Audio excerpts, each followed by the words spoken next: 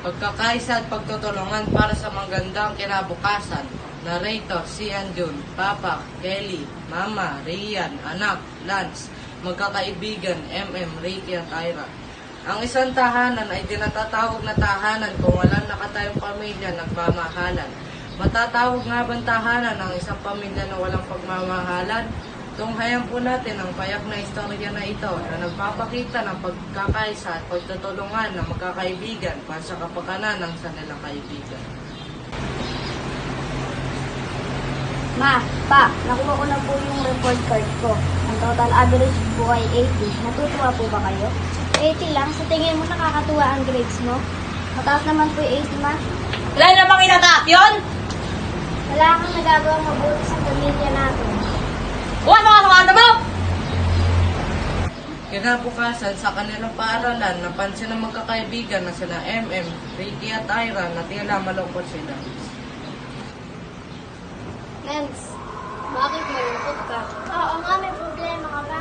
Di ka naman dating ganyan Sila Mama at Papa kasi hindi nagtutuwa sa nakuha kong grade sa report card ko. O ano-ano masakit na salita pa ang sinabi nila sa akin.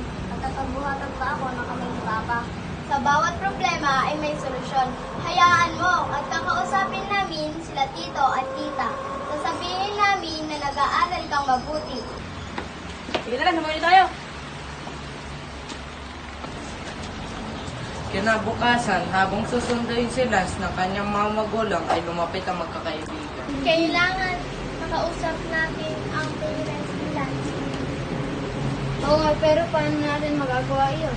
Kapag sinundo na nila si Lance, ay kakausapin natin sila Tito at Tita.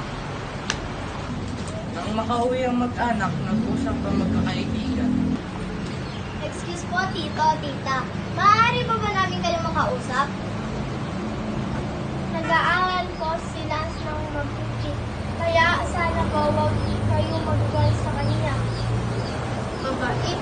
Mabait pong bata si Lance. Patunayan po ay lagi niyang sinasabi na kayo po ang inspirasyon ng kanyang pag-aaral. Ang marinig ito ng kanyang mga magulang ay nabagbag ang kanilang damdamin at kanilang nilapitan si Lance. Anak, sorry sa dami ng inilitindi ko sa trabaho. Hindi ko na nakita ang iyong pagsisikap sa iyong pag-aaral. Anak, sorry din. Dahil sa di namin pagkakaunawaan ng papa mo, ay naidadamay kita. Mahal na mahal ka namin ng papa mo.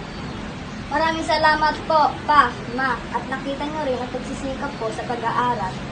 Istorya pong ito ay nakita natin na ang pagkakaisa at pagtutulungan ng bawat tao ay nagbubunga ng magandang solusyon sa anumang suliranin na ating kinakaharap tungo sa ating magandang kinabukasan.